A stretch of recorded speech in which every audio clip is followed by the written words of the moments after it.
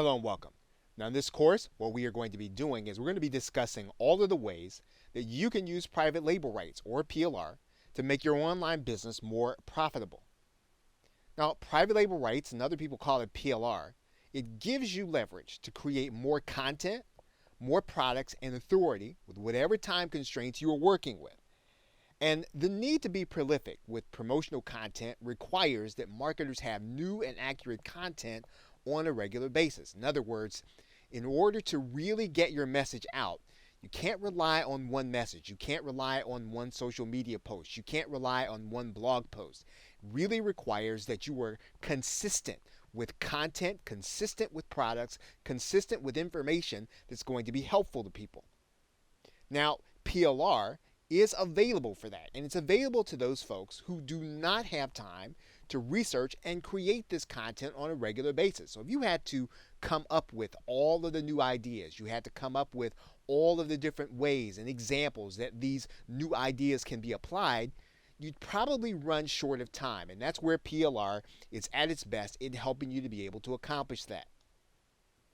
Now, PLR content is licensed to the buyer to use in their business as if it were their own. So in other words, you are getting in PLR the right or the ability to take what you're given and to either rewrite it or repurpose it or reuse it and use it as if you were the person who came up with the idea. Now, the buyer doesn't have to pay royalties or credit the seller once it's purchased. So in other words, you go out and you purchase this PLR. You don't have to credit the person who wrote it. You don't have to credit the organization you buy it from. It's literally yours to use as you see fit and to credit yourself as if you wrote it. Now, typically, it's sold from one person or one organization to many people. So the PLR content product can routinely be sold to as many as 200 to 300 people at the same time. Now, how is PLR defined? Well, one of the ways that PLR is defined routinely in the marketplace is private label rights. Now, private label rights gives the buyer the right to use it as if they created them themselves. You can also buy what's called resale rights. Now, resale rights gives the buyer the right to resell it, but sometimes without the right to change it in any way. So in other words, you don't necessarily have the latitude to edit it or make it your own. Master resale rights gives the buyer the right to resell the product. So in other words, you buy the product from the PLR creator and then you can sell it to someone who then has the right to sell it again. So it actually is a way of creating more value in the product. Sometimes you can define PLR as personal use rights. So you're really getting the right to learn from or benefit from the product directly. And in some cases, some vendors will give you unrestricted rights. Now, this gives the buyer the right to use it or change it or resell it in any way. So why is PLR such a great value? Well, one of the things, as we talked about, when you've got to create and you've got to come up with all of the different ideas, PLR can really save you research time. It can also save you preparation time. So in other words, you don't have to go through the process of getting all of the blog posts or doing all of the videos. You actually know the information, but then you don't have to prepare the content.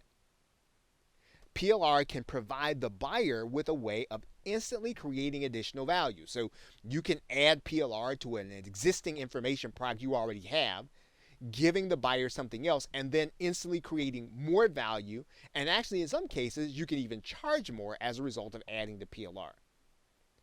PLR can give the buyer expertise on previously unknown topics. And this is one of the best ways to use PLR. If you want to become an expert on a particular social media topic, you could buy the PLR, learn what's in it, and then use it in order to create content or information products. So let's talk about the ways in which you actually handle PLR once you buy it. So one of the first things you should do is really read and understand the rights certificate. Typically, any resale rights product, PLR product, they're going to give you all of the ways that you are legally able to use that product. And you want to read that rights certificate carefully. You want to make sure that you are within the bounds of the rules created by the seller. Second thing you're going to do is you want to take note of the components you have. So, did you get videos? Did you get a cheat sheet? Did you get other content? How are you able to use this content? So, you want to make sure you understand each and every component that you have and how you were able to use it. Third, now, what you want to do is archive those components. So, you want to make sure that they are put away or filed away in a way that you are going to be able to access it when you want it and when you need it. And so that when you can search for it, you'll be able to find it based on your own personal filing system. And that's actually fourth.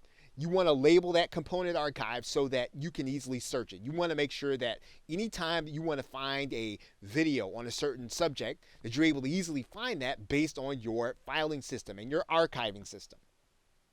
And of course, in conclusion, having this PLR available in a system that makes sense to you increases the likelihood that you'll be able to find it and use it. Now, that's how you are going to get started with using PLR. Now, in the rest of this course, I'm going to be talking about how you can take that PLR or any rights product and maximize it to your benefit, regardless of what you want to do in your online business.